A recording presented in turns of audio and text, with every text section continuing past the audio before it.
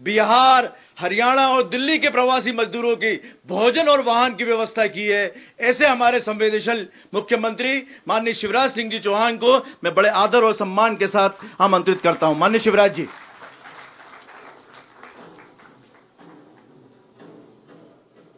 आज के कार्यक्रम के मुख्य अतिथि, पहले अतिथि को भाषण देने प्रदेश में आना पड़ता था, लेकिन भारतीय जनता पार्टी भी गजब की पार्टी है।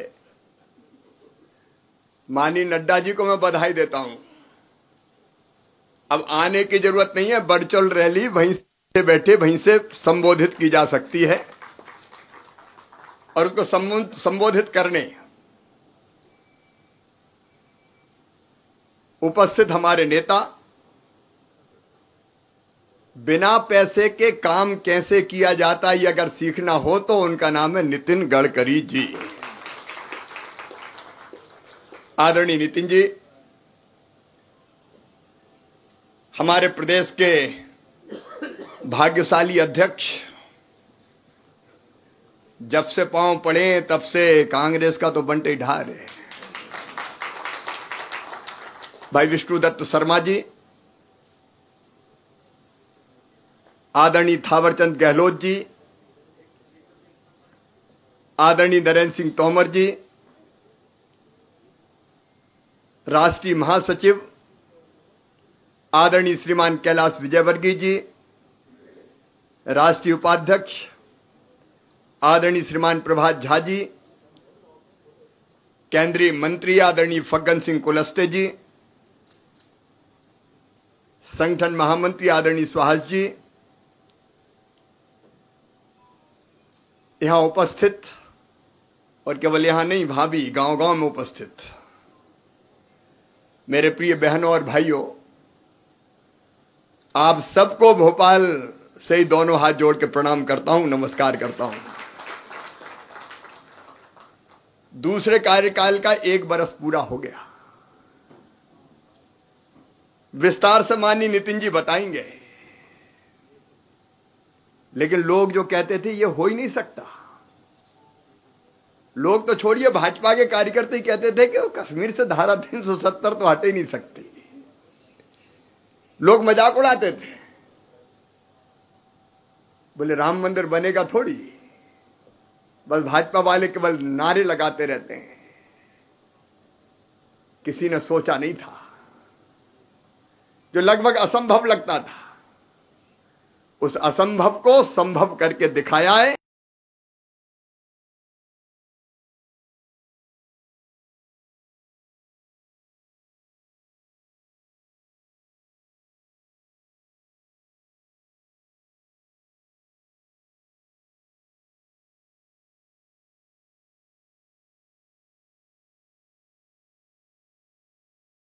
सही कहा, असंभव को संभव करने का नाम है श्रीमान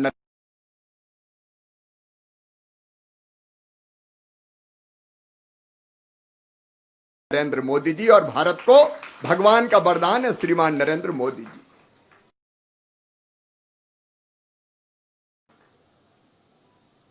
काम गिनाएंगे तो घंटों लग जाएंगे। हमको सम्मानीय नितिन जी को सुनना है।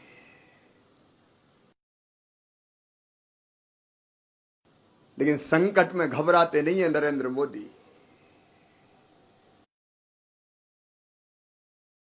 चुनौती को अवसर में कैसे बदलते हैं,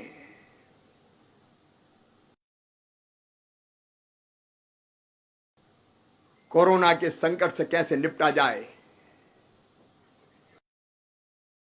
सारी दुनिया में जब हाहाकार मचा था, ये नरेंद्र मोदी थे जिन्होंने कोरोना से निपटने की नई राह पूरी दुनिया को दिखाई। सारा देश एकजुट होकर उनके पीछे खड़ा हो गया।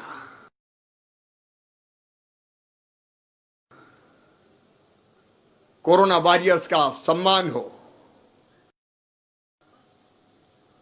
थाली शंख झालर बजाने का मामला पूरा देश बजा रहा था।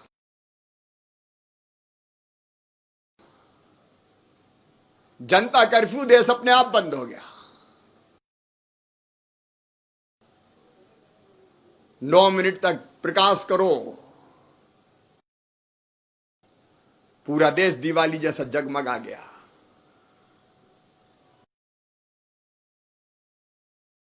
ऐसे नेता जिनके पीछे हिंदुस्तान की 130 करोड़ जनता खड़ी है, और अब उन्होंने मंत्र दिया है, आत्मनिर्भर भारत का मंत्र। कभी किसी ने सोचा था क्या? 1,70,000 करोड़ का गरीब कल्याण पैकेज, कोरोना के संकट से निपटने के लिए राज्यों को भरपूर सहायता, गरीब बहनों, अगर गिनाऊंगा तो नितिन जी का पूरा समय मैं ही खा जाऊंगा, इसलिए लंबी बात नहीं करूंगा। लेकिन हमने तय किया आत्मनिर्भर भारत के लिए आत्मनिर्भर मध्य प्रदेश। एक सरकार ऐसी थी मध्य प्रदेश में जिसने पूरी तरह से मध्य प्रदेश को तबाह और बर्बाद कर दिया था। कहते हुए तकलीफ होती, मन पीड़ा से, दर्द से भर जाता है। मध्य प्रदेश के सेक्रेटरीएट को, वल्लभ भवन को दलालों का अड्डा कमलनाथ और दिग्विजय सिंह ने बना दिया था। विकास के सारे काम ठप, और तो और मंत्री और विधायक नहीं मिल पाते थे। ठेकेदार अगर है तो ले आओ। बदनाम कर दिए पूरे मध्य प्रदेश को। विकास के काम ठप हो गए, वचन निभाए नहीं गए, वादे पूरे नहीं किए गए। आज सरपंच अगर सुन रहा हो तो उनको मैं कहना चाहता हूं, और तो और पंचायतों के पैसे भी दादा कमलनाथ खा गए। अभी 1555 करोड़ रुपए पंचायतों में भिजवाए। संकट के समय मध्य प्रदेश के किसानों की फसल बीमा योजना के पैसे नहीं दिए पिछले साल के। 2,990 करोड़ रुपया किसानों के खाते में डाले। और किसान भाइयों, अभी तो ये अंगड़ाई है, 4,500 करोड़ और आने वाले, चिंता मत करो। अब भारतीय जनता पार्टी की सरकार है, मोदी जी भारत के प्रधानमंत्री है। वो सरकार रोना रोती थी, पैसे ही नहीं है, पैसे ही नहीं है। मैं बताना चाहता हूं कि अब तक 26,000 करोड़ रुपया गरीब किसान, माताओं बहनों और बेटे बेटी, भांजे भांजियों के खाते में डाले जा चुके हैं। गेहूं खरीदी मेरा रिकॉर्ड बन गया। कमलनाथ दादा खरीदते गेहूं क्या? अरे जोर से बताओ, खरीदते क्या? अब तक पंजाब का नाम होता था, नंबर 1 पंजाब रहता है खरीदी में। हिंदुस्तान की आजादी के इतिहास में पहली बार पंजाब को पछाड़ के मध्य प्रदेश नंबर 1 पर पहुंच गया। और यह भी तब जब दादा कुछ तैयारी करके गई नहीं थे। बाकी कामों से फुर्सत मिलती तो बारदानों की व्यवस्था करते। बारदाने नहीं, खरीदी केंद्रों की व्यवस्था नहीं, दिन और रात सारी व्यवस्थाएं करके। और कैलाश जी, बंगाल में भी बाद में गड़बड़ हो गई, जूट के बारदाने नहीं मिले, बाद में साइक्लोन आ गया। लेकिन गेहूं खरीदी का नया रिकॉर्ड बना। प्रधानमंत्री जी ने स्ट्रीट वेंडर्स के लिए, ठेले वाले, फल वाले, सब्जी वाले, पान के ठेले, चाय की गुमटी, खोमचे वाले, उनके लिए कहा 10,000 रुपए तक का लोन गारंटी सरकार लेगी, 7% ब्याज केंद्र सरकार भरेगी। धन्य नरेंद्र मोदी जी, आपको धन्यवाद। मध्य प्रदेश में हमने रजिस्ट्रेशन चालू कर दिया। 7% केंद्र सरकार भरेगी, बाकी बची मध्य प्रदेश सरकार भरेगी, बिना ब्याज के। गारंटी भी सरकार देगी। आज अभी जब मैं इस कार्यक्रम में आया, रोजगार सेतु योजना का शुभारंभ करके, आदरणीय विष्णुदत्त शर्मा जी, आपको मैं बधाई देना चाहता हूं। प्रदेश के संगठन को, वरिष्ठ नेतृत्व को प्रधानमंत्री जी ने आह्वान किया, मजदूर आने लगे, उनको कोई कष्ट ना हो जाए। प्रदेश की सरकार ने बसों की व्यवस्था की, प्रशासन भी लगा, लेकिन चाय, नाश्ता, भोजन, पानी और यहां तक के पांव में, कैलाश जी आप लोगों ने भी जूते चप्पल पहनाने का काम किया। अध्यक्ष खुद जूते चप्पल पहना रहे थे। अद्भुत सेवा की। लेकिन मध्य प्रदेश की धरती पर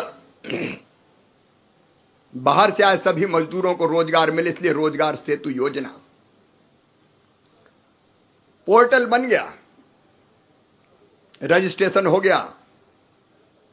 वो जो स्किल्ड लेबर है, काम जानते हैं, और वो फैक्ट्री या ठेकेदार जहां काम की जरूरत है, एक पोर्टल पर ले आए। और आज मैं प्रसन्नता के साथ सूचना दे रहा हूं, उनको रोजगार मिलना आज से प्रारंभ हो गया। गांव के लिए हमने योजना बनाई है। जितने स्ट्रीट वेंडर है गरीब, उनको मध्य प्रदेश सरकार 10,000 रुपए की गारंटी भी देगी, ब्याज भर के भी उनको पैसे दिलवाएगी, ताकि उनका काम धंधा शुरू हो सके। माताओं बहनों के खाते में पैसे। संबल योजना फिर शुरू हो गई। अब योजनाओं के नाम गिराऊंगा तो देर हो जाएगी, हमको नितिन जी को सुनना है। लेकिन एक भ्रष्ट सरकार चली गई, गिराई कांग्रेस ने, क्योंकि सरकार थोड़ी चला रहे थे, वादे नहीं निभा रहे थे, वचन पूरे नहीं कर रहे थे। और जब ज्योतिरादित्य जी ने ध्यान दिलाया कि वादे निभाओ, नहीं तो हमको सड़क में उतरना पड़ेगा, तो क्या सड़क पे उतर जाओ। तो सड़क पे ही आ गई सरकार। विस्तार से चर्चा बाद में करेंगे। प्रदेश की भी वर्चुअल रैली होगी। आज तो दोनों हाथ ऊपर उठा के ताली बजा के नितिन जी का स्वागत कीजिए, अभिनंदन कीजिए। हम सब उनको सुनना चाहते हैं।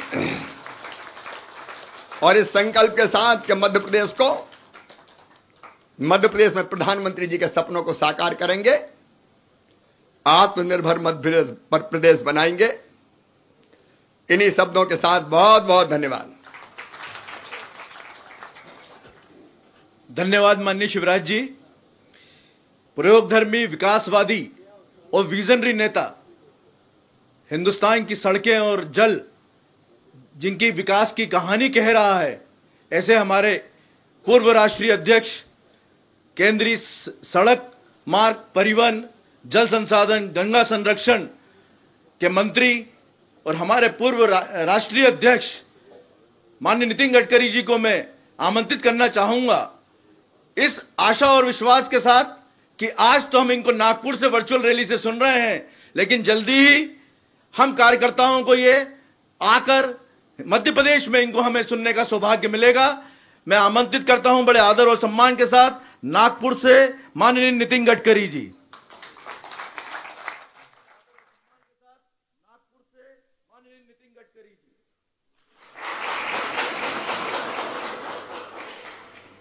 नमस्कार। हमारे पार्टी के मध्य प्रदेश के अध्यक्ष आदरणीय विष्णुदत्त जी, मध्य प्रदेश की तस्वीर भविष्य जिन्होंने बदला भी है और मध्य प्रदेश को हिंदुस्तान का एक प्रगतिशील, समृद्ध और संपन्न राज्य बनाने का संकल्प किया है, ऐसे हमारे जननेता आदरणीय मुख्यमंत्री शिवराज जी, मंत्रिमंडल में मेरे सहकारी आदरणीय थावरचंद जी, नरेंद्र सिंह जी, प्रहलाद जी, फग्गन सिंह जी, हमारे पार्टी के उपाध्यक्ष प्रभात जी, हमारे दूसरे उपाध्यक्ष मध्य प्रदेश के प्रभारी विनय जी, विशेष रूप से बंगाल में बहुत प्रतिकूल परिस्थिति में संघ जनता पार्टी की बहुत अच्छी प्रगति और विकास किया है, ऐसे हमारे पार्टी के अखिल भारतीय महामंत्री आदरणीय कैलाश जी, पूर्व अध्यक्ष जटिया जी, आदरणीय हेमंत जी और सभी तमाम कार्यकर्ता भाई और बहनों, और मेरा आवाज जो लाखों करोड़ों लोग मध्य प्रदेश के सुन रहे हैं, वो तमाम मेरे भाई और बहनों, देखिए आज हम लोग भोपाल में बड़े रैली करके आपसे मिलने का सौभाग्य आज हमें नहीं मिला। पर टेक्नोलॉजी इतनी बदली है कि आज मैं नागपुर में हूं, प्रहलाद जी और हेमंत जी मेरे साथ बैठे हैं।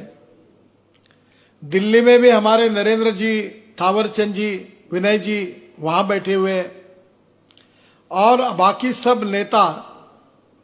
आज एक समय हम पूरी तरह से टेक्नोलॉजी के कारण हमारे बीच में संवाद प्रस्थापित हुआ है। टेक्नोलॉजी ये भविष्य है। ज्ञान, विज्ञान, तंत्र विज्ञान, innovation, entrepreneurship, science, technology, research and successful experiences, इसी को हम नॉलेज कहते हैं। और conversion of knowledge into wealth, यही हमारे देश का भविष्य है। और इस देश में इस टेक्नोलॉजी को जगाने का काम, अगर सही मायने में अगर ये ई गवर्नेंस की बात, ये टेक्नोलॉजी की बात, इनोवेशन की बात, रिसर्च की बात, स्टैंडअप की बात, स्टार्टअप की बात, ये 21वीं सदी के नए हिंदुस्तान के निर्माण करने की बात केवल कही नहीं है, तो टेक्नोलॉजी जमीन पर लाकर सिद्ध करके दिखाई अगर किसी ने है तो उस व्यक्ति का नाम देश के प्रधानमंत्री नरेंद्र मोदी जी है। यह मैं बड़े अभिमान के साथ कह सकता हूं। बहनों और भाइयों, आज टेक्नोलॉजी के कारण आपके और हमारे बीच में इतनी दूरी से संवाद हो रहा है। अगर 5-7 साल पहले कोई ये कल्पना करता तो लोग हंसते, ये कैसे संभव होगा। आज भारतीय जनता पार्टी के हम सब कार्यकर्ता हैं। भारतीय जनता पार्टी की स्थापना होने के पूर्व हम जनसंघ के कार्यकर्ता के रूप में काम करते थे। डॉक्टर श्यामा प्रसाद मुखर्जी, पंडित दीनदयाल उपाध्याय, अटल बिहारी वाजपेयी, अडवाणी जी, इन सब लोगों ने हमको, हमारे विचारों को, हमारे राष्ट्र के निर्माण का एक जीवन दृष्टिकोण दिया है। हजारों कार्यकर्ताओं ने अपने जीवन को समर्पित किया है। आज तो पूरे देश में हमें सत्ता मिली है, पर जब सत्ता कोसों मील दूर थी, सत्ता पर जाने का हमें कोई अवसर भी नहीं दिखता था, तब कठिन परिस्थिति में जनसंघ के रूप में, भारतीय जनता पार्टी के रूप में अपने कार्यकर्ताओं ने पीढ़ियों से पीढ़ियां देश के लिए, पार्टी के लिए समर्पित की है। अनेक परिवार बर्बाद हुए, जेल में, मिसा में अनेक सालों तक हमारे कार्यकर्ता बंद रहे हैं, पर उस संघर्षशील स्थिति में भी उन्होंने अपनी विचारधारा को कभी नहीं छोड़ा। वो विचारधारा हमारी प्रेरणा थी और वो प्रेरणा यही थी कि हमारे मातृभूमि को, हमारे देश को हम सुखी, समृद्ध, संपन्न, शक्तिशाली बनाएंगे। हमारे इस देश को दुनिया की महाशक्ति बनाएंगे। गांव, गरीब, मजदूर, किसान का कल्याण करके सही में पंडित दीनदयाल उपाध्याय जी ने जो हमें सामाजिक आर्थिक चिंतन अंत्योदय के रूप में दिया था, वो सामाजिक आर्थिक चिंतन हमारी प्रेरणा रहा है। इस समाज के आखिरी पायदान पर जो व्यक्ति खड़ा है, जिसके पास रहने के लिए मकान नहीं है, जिसके पास खाने के लिए रोटी नहीं है, जिसके शरीर पर कपड़ा नहीं है, उस दरिद्र नारायण को भगवान के रूप में हम मानेंगे और अपने जीवन को समर्पित करके उसकी लगातार सेवा करते रहेंगे। और जिस दिन उस दरिद्र नारायण को रोटी, कपड़ा और मकान मिलेगा, उसी दिन हमारा कार्य पूरा होगा। ये पंडित दीनदयाल उपाध्याय जी का चिंतन हमारी जीवन निष्ठा है, हमारा जीवन निर्धार है और यही हमारी उद्दिष्ट भी है। और आज इस विचारधारा के साथ आपको याद करना होगा कि 1947 के बाद और 1947 के पहले देश की क्या स्थिति थी। 1947 के पहले हमारा देश अंग्रेजों के गुलामगिरी में था। हमारे देशभक्त, स्वातंत्र वीर, स्वातंत्र सैनिक और देश के लिए नौछार करने वाले राष्ट्र नेताओं ने अपने जीवन को नौछार करके हमको स्वाधीनता दिलाई। स्वाधीनता तो मिली, पर स्वाधीनता के साथ, स्वतंत्रता के साथ सुशासन कैसे आएगा, ये चिंता थी। आधुनिक भारत का निर्माण कैसे होगा, यह चिंता थी। दुनिया की ताकत, महाशक्ति हमारा देश कैसे बने, यह हमारी चिंता थी। बहनों और भाइयों, कांग्रेस को बहुत बड़ा मौका मिला।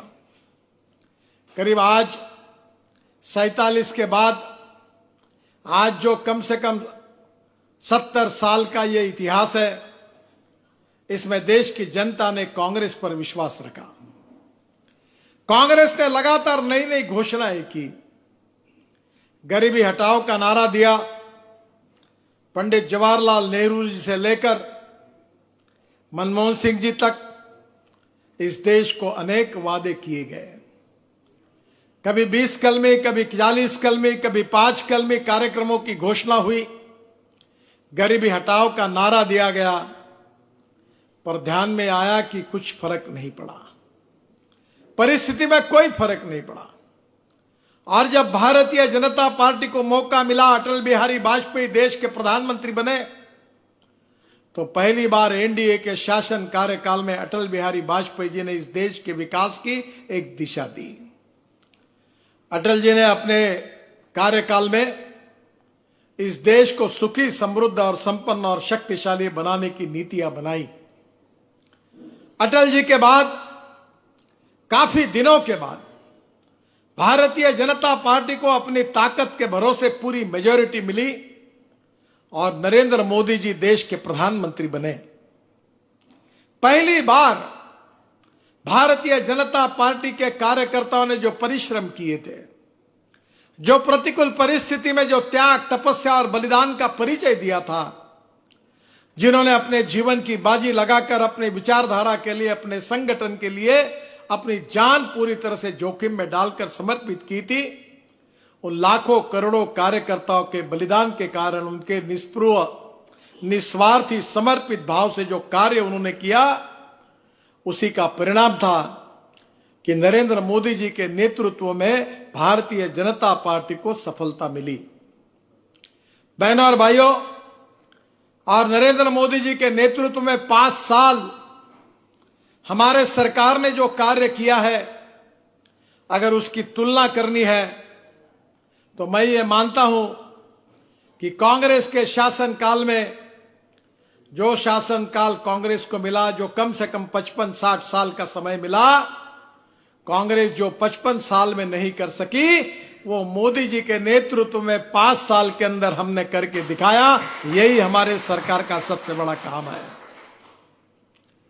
1947 के बाद हमारे देश में 3 विचारों के आधार पर राजनीतिक पार्टियां काम कर रही थी।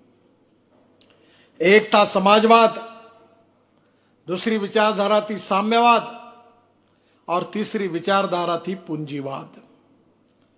आप जरा इस प्रकार से इस देश का जरूर अध्ययन करिए और तभी हमको समझ में आएगा कि भारतीय जनता पार्टी का इस देश के लिए क्या योगदान है। पंडित जवाहरलाल नेहरू देश के पहले प्रधानमंत्री बने और पंडित जवाहरलाल नेहरू जी के ऊपर एक रशिया का इन्फ्लुएंस था। एक रशियन मॉडल जो कम्युनिज्म की विचारधारा से संबंधित था, उसका प्रभाव पंडित जवाहरलाल नेहरू जी के चिंतन पर था। गांधी जी कहते थे कि हमारा देश गांवों में बसा है, गांव सुखी, समृद्ध, संपन्न होने चाहिए। कुटीर उद्योग, लघु उद्योग, हैंडलूम, हैंडीक्राफ्ट्स को प्रोत्साहन मिलना चाहिए। पर पंडित जवाहरलाल नेहरू जी ने उस समय रशियन मॉडल को, इकोनॉमिक मॉडल को चुना। सभी काम सरकार ने शुरू किए, रेलवे से लेकर हवाई जहाज तक, टेलीफोन से लेकर रेलवे इंजन तक, स्टील इंडस्ट्री से लेकर मोबाइल फोन तक, सब काम सरकार। आपको पता है कि 1947 के बाद ये 55 साल के इतिहास में कांग्रेस ने जो नीतियां अपनाई थी, जो आर्थिक नीति स्वीकार की थी, उस नीति के आधार देश की प्रगति और विकास नहीं हो सका। कांग्रेस की विचारधारा पूरी तरह से विफल हुई और इसलिए आज समाजवादी भी कहीं दिखते नहीं और साम्यवादी कहने वाले चीन और रशिया की हालत तो ऐसी बनी है कि केवल लाल झंडा बाकी है, पर कोई कम्युनिस्ट अब दिखता नहीं। आपको पता होगा कि चीन में जो मंगोलियन वंश के लोग थे, जो काफी धनवान थे, उन्होंने चीन में जब से लिबरल इकोनॉमिक थिंकिंग आई तो बड़े प्रमाण पर उन्होंने चाइना में इन्वेस्टमेंट लाई, शंघाई में इन्वेस्टमेंट लाई, और आज चाइना ने एक कैपिटलिज्म, पूंजीवाद को स्वीकार किया। अमेरिकन साम्राज्यवादी विचार के आधार पर उनके देश के प्रगति और विकास की नींव उन्होंने रखी। चाइना को इसमें यश मिला, पर उन्होंने साम्यवादी विचारधारा को छोड़ दिया। जो पूंजीवादी अर्थव्यवस्था थी, जो एक समय हमारे यहां स्वतंत्र पार्टी जिसका समर्थन कर रही थी, वो पूंजीवादी अर्थव्यवस्था भी दुनिया में फेल हो गई। आज दुनिया में जो आर्थिक रचना हो रही है, उस आर्थिक रचना में साम्यवाद, समाजवाद और पूंजीवाद तीनों मॉडल पूरी तरह से समाप्त हुए हैं। आज उसका रिलीवेंस नहीं रहा है।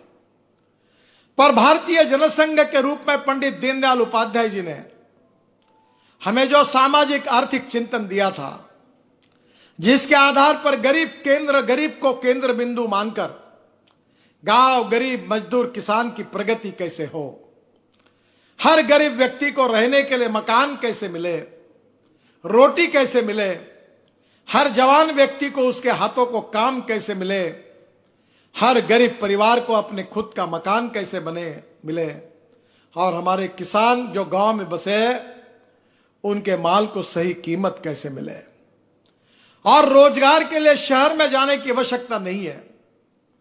तो गांव समृद्ध बने, संपन्न बने और गांव में उसको रोजगार मिले, और एक तरफ ज्ञान, विज्ञान, तंत्र विज्ञान, innovation, entrepreneurship, science, technology, research, इसका सबका उपयोग हो और हमारा देश दुनिया की महाशक्ति बने, यही सोचकर हमने काम किया।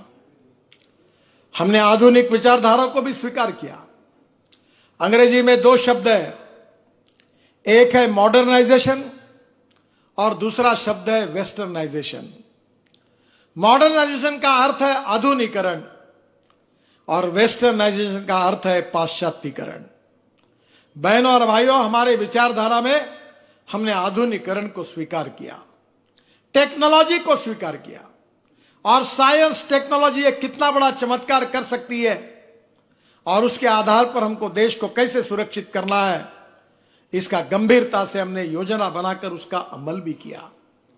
आज हमारा देश एक तरफ टेक्नोलॉजी का उपयोग कर रहा है, ज्ञान, विज्ञान, तंत्र विज्ञान का उपयोग कर रहा है, startup, stand up, innovation, upgradation of technology, infrastructure 21वीं सदी का, सब बातें इंटरनेशनल स्टैंडर्ड की एक तरफ हो रही है, तो दूसरी ओर शिक्षा के माध्यम से इतिहास, संस्कृति, विरासत के आधार पर मूल्याधिष्ठित जीवन पद्धति, मूल्याधिष्ठित परिवार पद्धति, इसका आधार लेकर हम किस प्रकार से हमारे समाज को संपन्न बनाएंगे।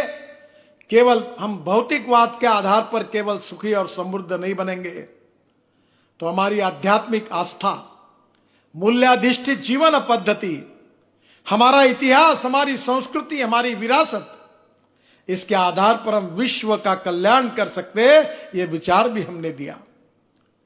मुझे याद है कि शिकागो में स्वामी विवेकानंद जी का भाषण हमारे लिए एक विचारधारा के रूप में है। उन्होंने वहां कहा था कि मैं ये कहने के लिए नहीं आया हूं, क्योंकि सभी लोगों के भाषण हुए, अलग अलग धर्म के लोगों के। जब विवेकानंद जी का अवसर आया तब उन्होंने कहा कि मैं ये कहने के लिए नहीं आया हूं कि मेरा भगवान श्रेष्ठ है या मेरा धर्म श्रेष्ठ है, मैं ये कहने के लिए आया हूं कि आप जिस पर आस्था रखते, जो भी आपका धर्म हो, आपका भगवान हो, वो श्रेष्ठ है। हमारे संस्कृत में एक सुभाषित था, आकाशात पतितम तोयम यथा गच्छति सागरम सर्वदेव नमस्कार केशवम प्रति गच्छति। और यही विवेकानंद जी ने यही कहा, और आगे ये कहा कि मैं यही प्रार्थना करता हूं कि केवल मेरे धर्म के लोगों का कल्याण हो, ऐसा नहीं, तो पूरे मानव जाति का कल्याण हो, पूरे विश्व का कल्याण हो। ये भाव उन्होंने हमारे संस्कृति, इतिहास और विरासत के आधार पर जिस धार्मिक मूल्यों को हम मानते हैं, वही बात विवेकानंद जी ने पूरे विश्व के सामने रखी। और आज विवेकानंद जी की विचारधारा पूरे दुनिया के लिए एक आदर्श के रूप में लोगों ने उसको स्वीकार किया।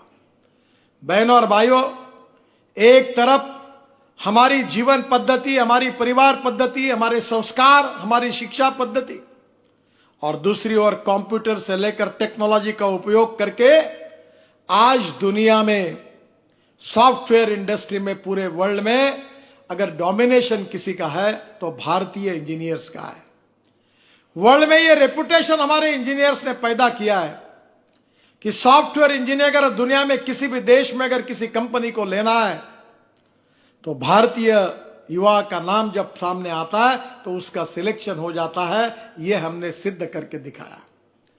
मैं जापान में गया था। जापान के प्रधानमंत्री जी ने मुझे पूछा था कि आपके देश में जो सॉफ्टवेयर इंजीनियर्स है वो इतने होशियार है। समझ में नहीं आता कि क्या उनके दिमाग में कोई मैथमेटिक्स के जीन्स है क्या। हमारे आज सॉफ्टवेयर इंजीनियर्स पूरे दुनिया में डोमिनेट कर रहे हैं। पूरे दुनिया में, पूरे विश्व में, अमेरिका में 10 डॉक्टर अगर अच्छे होंगे तो 4 डॉक्टर भारतीय है। आप यूके में जाइए, अमेरिका में जाइए, पूरे विश्व में हमारे डॉक्टर को एक रिकॉग्निशन है, एक रिस्पेक्ट है। हमने हमारे विशेष रूप से शिक्षा पद्धति के द्वारा जो संस्कार करके जो पीढ़ी बनाई है वो बहुत अच्छा काम कर रही है। पूरे विश्व में आज किसी भी देश में जाइए, हमारा जो भारतीय समाज है, कोई भोपाल से, कोई ग्वालियर से, कोई नागपुर से, कोई मुंबई से, कोई कलकत्ता से, कोई चेन्नई से, सब लोगों ने वहां जाकर अपना एक आदर्श स्थान प्रस्थापित किया है। बहनों और भाइयों, ऐसे देश की प्रगति और विकास का मॉडल यही भारतीय जनता पार्टी की सबसे बड़ी पूंजी है। राष्ट्रवाद, नेशनलिज्म, यह हमारी आस्था नहीं, हमारा जीवन है। हम 2-4 रहे न रहे, तेरा वैभव अमर रहे मां, यह हमारा संस्कार है। हम इस राष्ट्र के लिए समर्पित करेंगे अपने जीवन को, और इस राष्ट्र को हम इस प्रकार से सुखी, समृद्ध, संपन्न, शक्तिशाली बनाएंगे कि कोई टेढ़ी नजर से हमारे देश की तरफ ना देख सके। पहली बार माओवादी, नक्सलवाद हो या आतंकवादी हो, इनका खात्मा करने का काम, हिम्मत के साथ इनको समाप्त करने का काम किसी सरकार ने किया तो मोदी जी के नेतृत्व में भारतीय जनता पार्टी के सरकार ने यह करके दिखाया। पहले यह नहीं होता था। आतंकवादियों का तुष्टीकरण होता था। आपको पता है कि बटाला हाउस में जो कांड हुआ था, उस समय जो आतंकवादियों को मारा गया था, उनको सांत्वना देने के लिए कांग्रेस के नेता उनके घर में गए, पर आतंकवादियों से लड़ते समय जो पुलिस इंस्पेक्टर शहीद हुआ, उसके घर में कोई नहीं गए। इस प्रकार की स्थिति थी।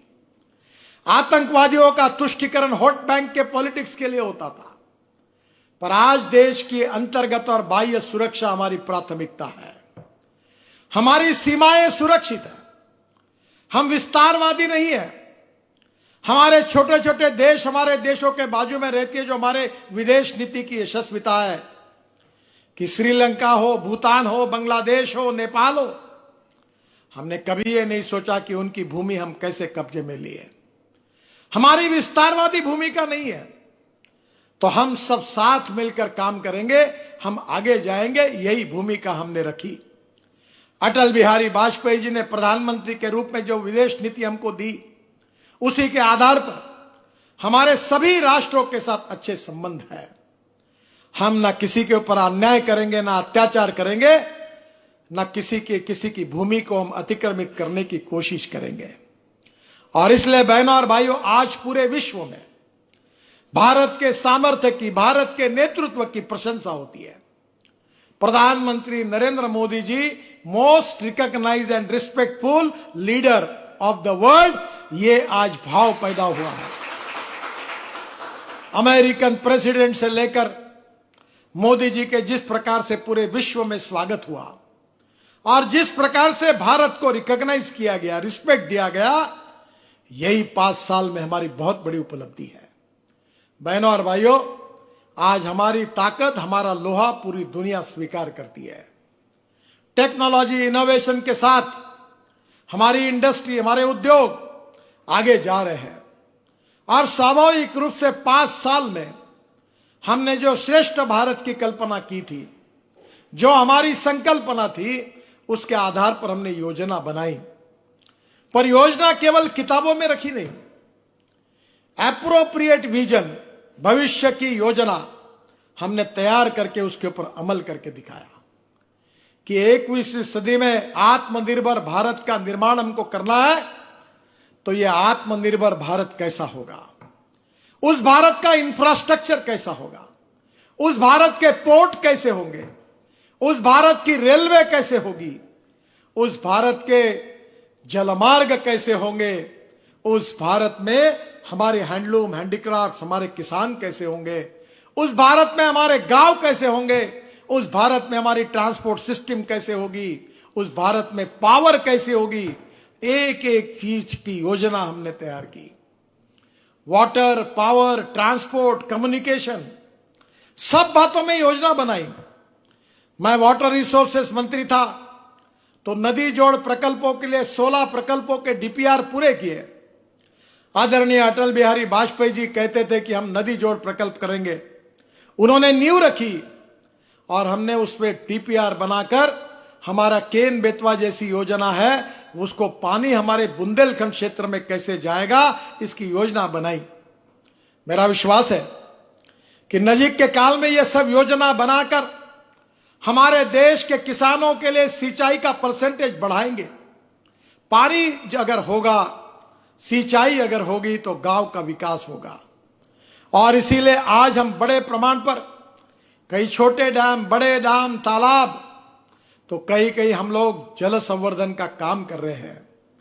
दौड़ने वाले पानी को चलने के लिए लगाओ, चलने वाले पानी को रुकने के लिए लगाओ, और रुके हुए पानी को जमीन को पीने के लिए लगाओ। गांव का पानी गांव में, खेत का पानी खेत में, घर का पानी घर में। हम पानी का जल संवर्धन कैसे करें। और आज मुझे विश्वास है कि मैं जब वाटर रिसोर्सेस मंत्री था तो 1970 से 9 प्रोजेक्ट अटके हुए थे, जो पंजाब, हरियाणा, उत्तर प्रदेश सब जगह झगड़े थे, कोई आके बात ही नहीं करता था। हमने 9 में से 7 प्रोजेक्ट पूरी तरह सुलझाए। पाकिस्तान और भारत की निर्मित होने के बाद 3 नदियां भारत को मिली, 3 नदियां पाकिस्तान को मिली। पर 3 नदियों में हमारे अधिकार का पानी था, बहकर पाकिस्तान जा रहा था। पर हमारे स्टेट एक दूसरे में, उनमें यूनैनिमिटी नहीं बन रही थी, एक मत नहीं बन रहा था, विवाद बढ़ रहे थे, और दूसरी तरफ पाकिस्तान को फायदा हो रहा था। हमने निर्णय किया, मोदी जी ने मुझे आग्रह से कहा कि किसी भी हालत में यह मसला जो है इसको आप किसी प्रकार से सुलझाओ। और कश्मीर, पंजाब, हरियाणा, उत्तराखंड, हिमाचल, राजस्थान, सब मुख्यमंत्रियों को मैंने बुलाया। और मुझे इस बात की खुशी है कि मोदी जी के नेतृत्व में जो 9 प्रोजेक्ट अटके हुए थे उसमें से 7 प्रोजेक्ट शुरू हुए, उसका काम भी शुरू हुआ। जो हमारे नदियों का पानी पाकिस्तान में जा रहा था, अब वो पानी रोकने में हम कामयाब होंगे, और वो पानी राजस्थान को मिलेगा, हरियाणा को मिलेगा और पंजाब को मिलेगा। निर्णय नहीं होते थे पुराने समय में, निर्णय न करना यही सरकार की नीति थी।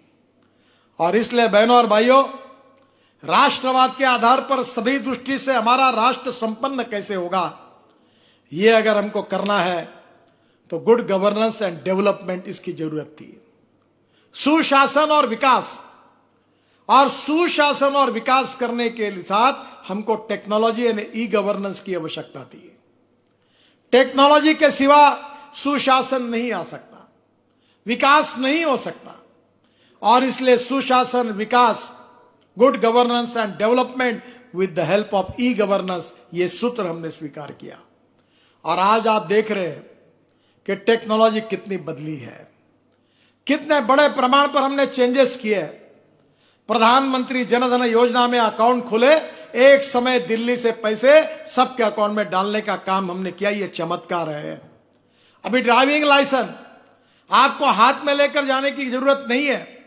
आप आपका ड्राइविंग लाइसेंस आपके कागज, इंश्योरेंस के, गाड़ी के एक वॉल्ट में रखे हैं, और मोबाइल फोन पर उसका कनेक्शन है। अगर कोई पुलिस वाला रोकता है तो तुरंत मोबाइल फोन से अपने डॉक्यूमेंट उसको दिखा दो, आगे जाओ।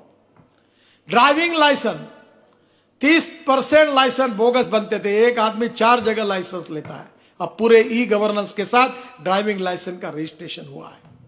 बहनों और भाइयों, टेक्नोलॉजी इतनी बदली है कि अब किसी भी चीज का मॉनिटरिंग हम कर सकते हैं। और ये सब करते समय मोदी जी के नेतृत्व में हमारी सरकार ने ध्यान रखा है कि समाज के जो शोषित है, पीड़ित है, दलित है, जो सामाजिक आर्थिक शैक्षणिक से पिछड़े हुए हैं, वो अंत्योदय का सामाजिक आर्थिक चिंतन हमारा उद्देश्य होगा। 1 करोड़ लोग इस देश में साइकिल रिक्शा चलाते थे। पंडित दीनदयाल उपाध्याय जी कहते थे कि आदमी आदमी को खींचता, इस रिक्शा में मैं नहीं बैठना चाहता, मुझे अच्छा नहीं लगता, यह आदमी का शोषण है। डॉक्टर राम मनोहर लोहिया जी कहते थे कि जिस दिन ये साइकिल रिक्शा चलाने वाले व्यक्ति को सही में इससे मुक्ति मिलेगी, वो देश के इतिहास का सुनहरा दिन होगा। बहनों और भाइयों, हमारी सरकार ने कानून लाया, मैकेनाइज्ड ड्रिवन ई रिक्शा लाया।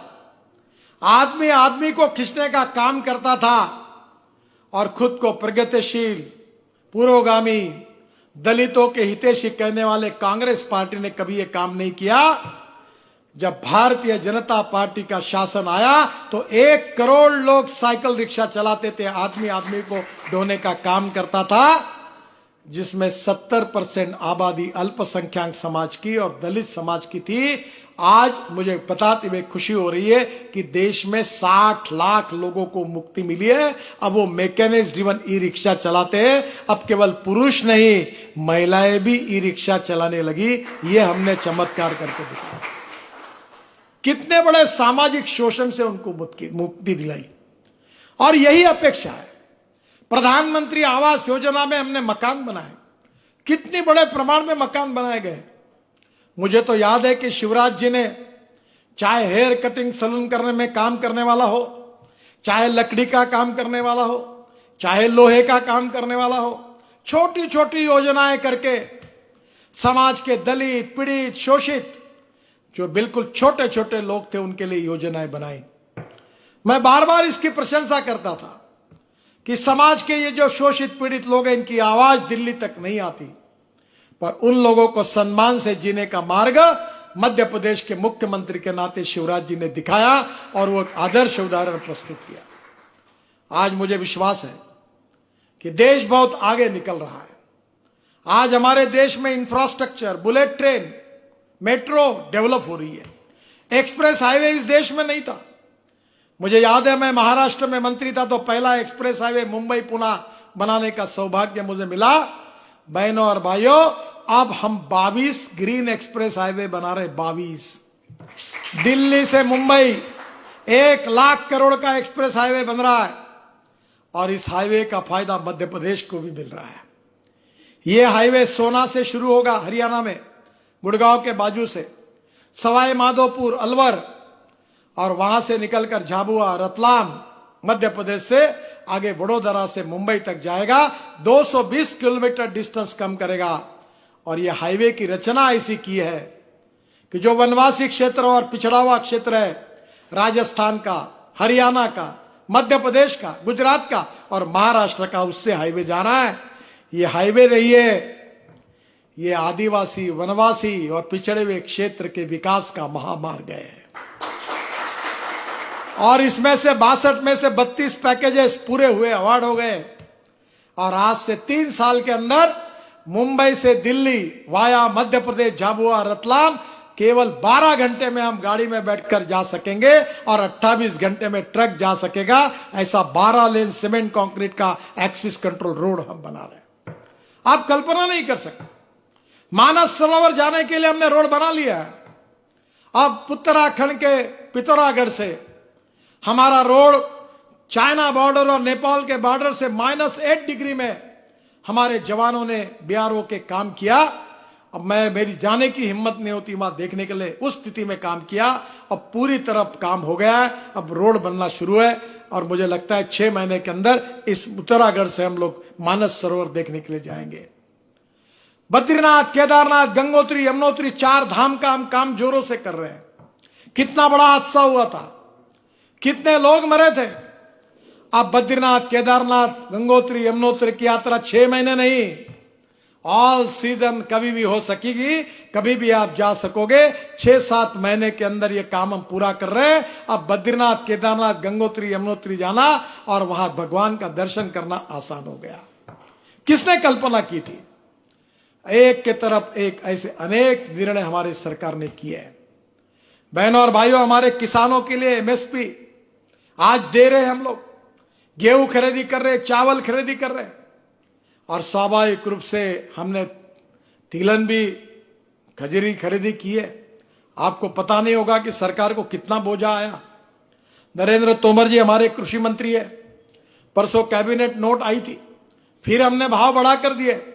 आप मुझे बताइए, ये सब करने के साथ आज इंटरनेशनल मार्केट में जो भाव की कीमत है हमारी कृषि उपज की, जो हमारे भारतीय मार्केट में है, उससे ज्यादा कीमत हमने किसानों को दी और किसानों के पीछे पूरे ताकत के साथ खड़े रहे ताकि किसान संकट में ना रहे। एक बात बताने के लिए भूल गया, शिवराज जी जब मुख्यमंत्री बने अभी फिर से, तो चंबल का हाईवे, एक्सप्रेस हाईवे बनाने की बात उन्होंने की।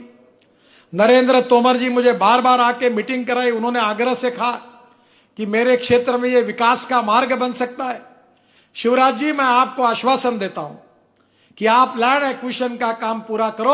अगर आपने पूरी सरकारी 80% लैंड है, अगर ये लैंड का काम अगर आपने पूरा किया तो 3 महीने के अंदर ये काम पूरा करो।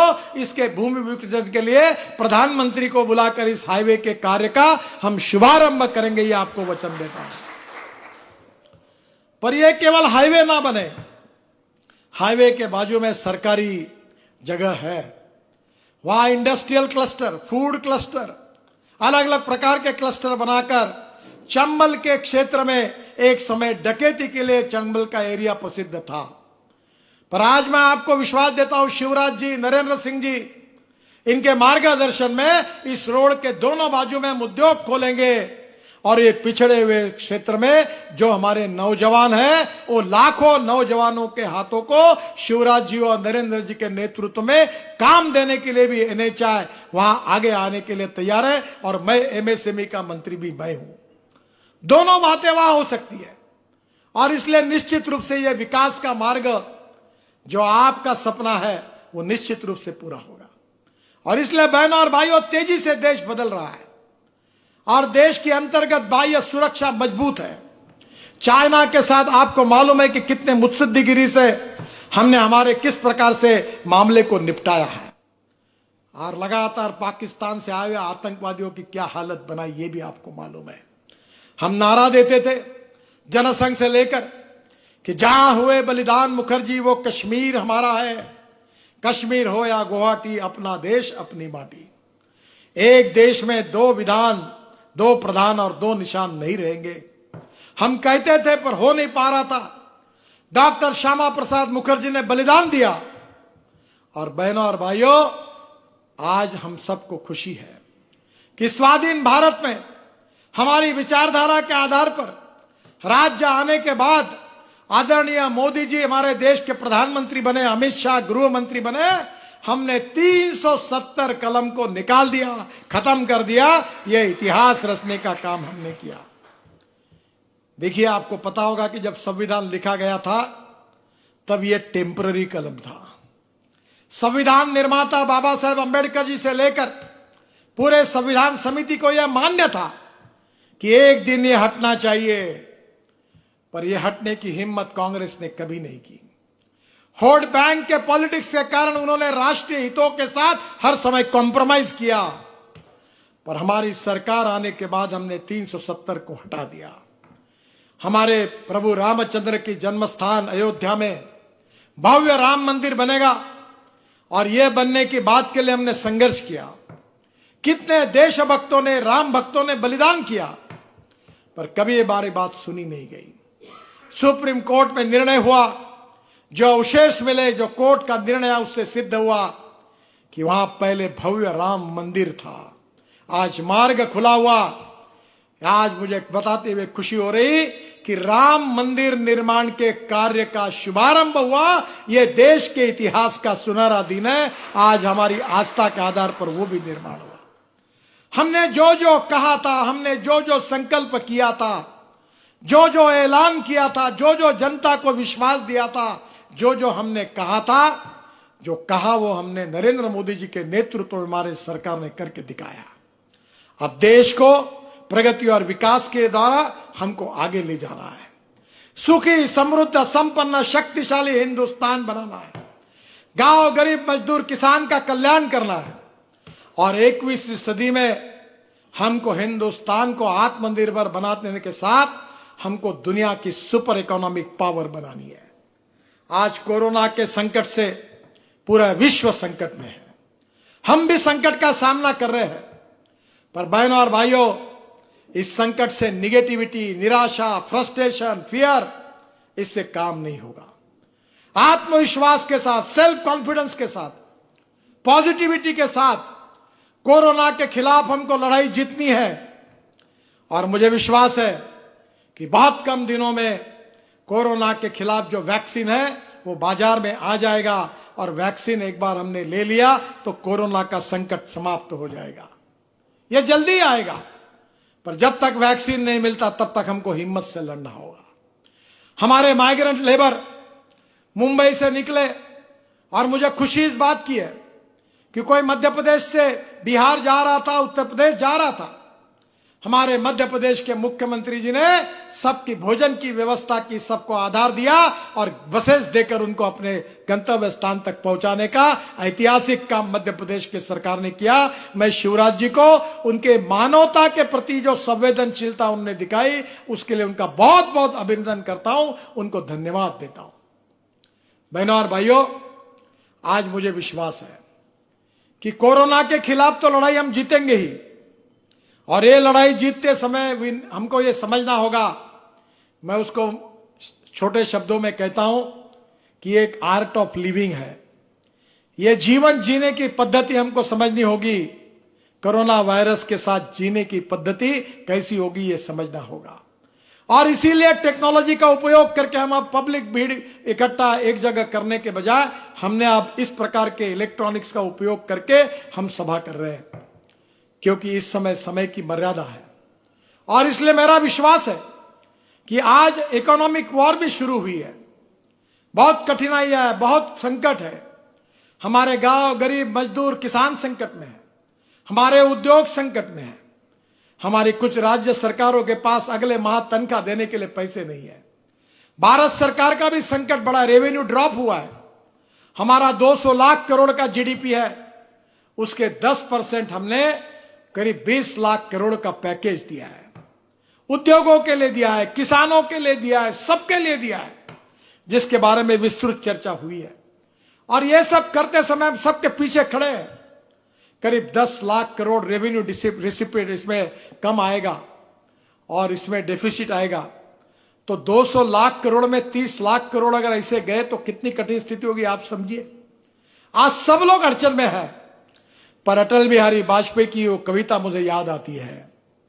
अटल जी ने कहा था कि कदम से कदम मिलाकर चलना होगा, और मुझे याद है कि मुझे वो भी कविता याद है कि कोशिश करने वालों की कभी हार नहीं होती, और वो भी कविता मुझे याद है कि हम होंगे कामयाब, हम यशस्वी होंगे, हम जीतेंगे।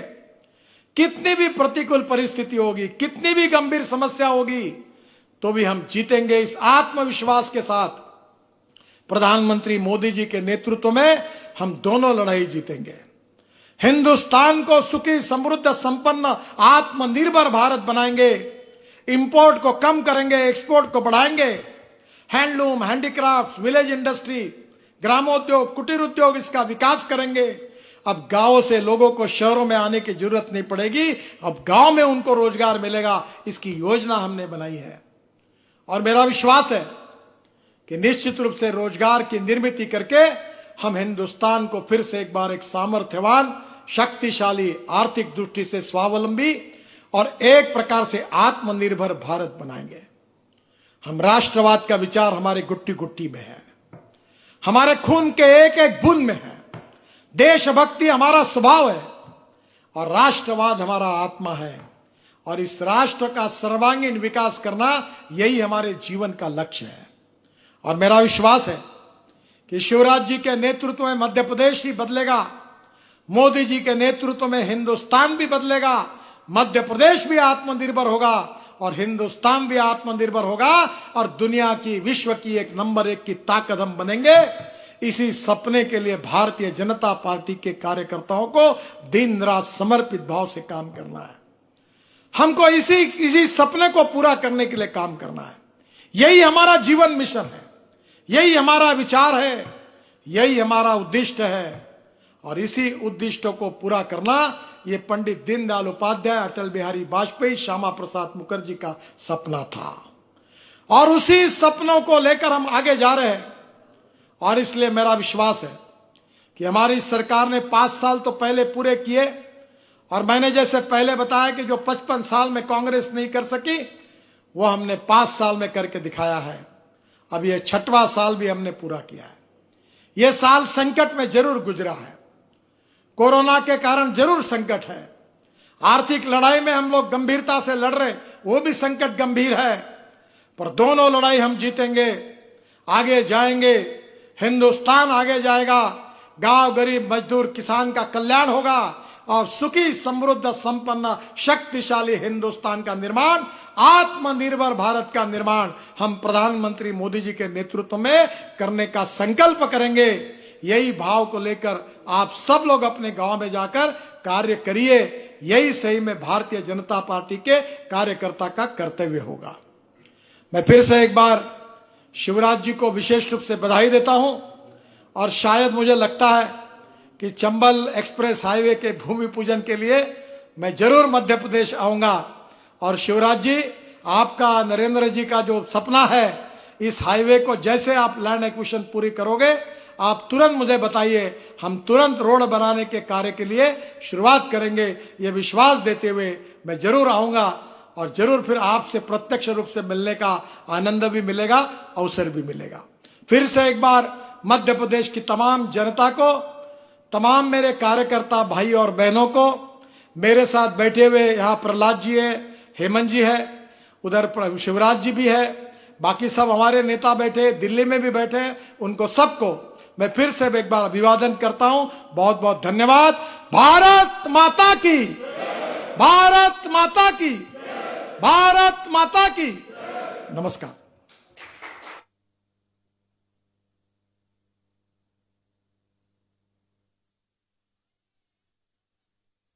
भारत माता की। धन्यवाद नितिन जी। एक भारत श्रेष्ठ भारत बनाने के लिए माननीय प्रधानमंत्री नरेंद्र मोदी जी ने आत्मनिर्भर भारत का निर्माण के लिए संकल्प लेने को हम सबको कहा है। उस संकल्प के लिए, सबको संकल्प दिलवाने के लिए मैं प्रदेश के महामंत्री बंसीलाल गुर्जर जी को आमंत्रित करता हूं, यहां आए और सबको यहां संकल्प दिलवाएं। बंसीलाल जी।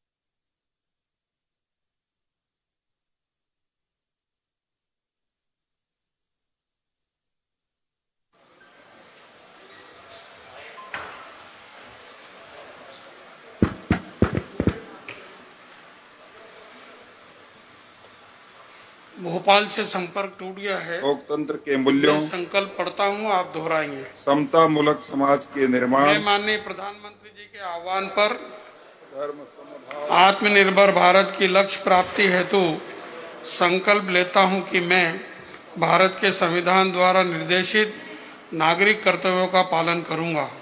मैं राष्ट्रीय एकता की भावना, लोकतंत्र के मूल्यों, समता मूलक समाज के निर्माण, सर्वधर्म संभाव व मूल्य आधारित राजनीति को समाज में प्रोत्साहित करूंगा।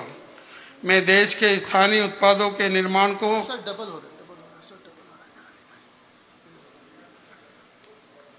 शुरू हो गया। सामाजिक जागरूकता, स्वास्थ्य एवं स्वच्छता के अभियान को आगे बढ़ाऊंगा। भारत माता की जय। बहुत बहुत धन्यवाद। भारत माता की जय। और अंत में रैली के समापन पे आभार के लिए मैं आमंत्रित करता हूं हमारे प्रदेश के मंत्री, सूरत के विधायक और वर्चुअल रैली टीम के हमारे प्रदेश के सदस्य शरदेंदु तिवारी जी को। शरदेंदु जी।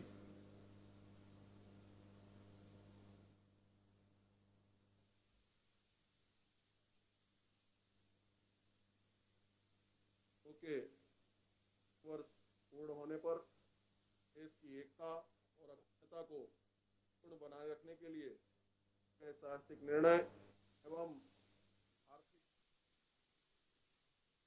ऐतिहासिक कार्यों के विषय में देश के केंद्रीय मंत्री एवं पूर्व राष्ट्रीय अध्यक्ष माननीय नितिन गडकरी जी का हम लोगों को प्रेरक और प्रभावी उद्बोधन प्राप्त हुआ। उन्होंने बताया कि किस तरह केवल भारतीय जनता पार्टी की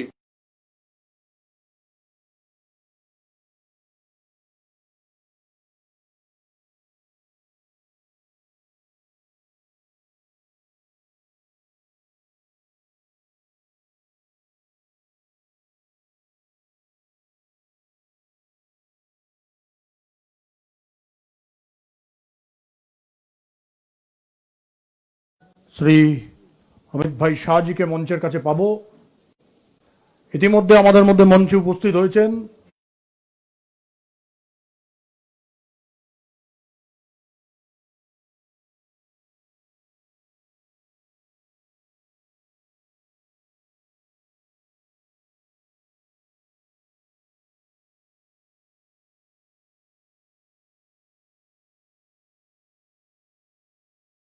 শ্রী অমিত ভাই শাহজিকে মঞ্চের কাছে পাবো।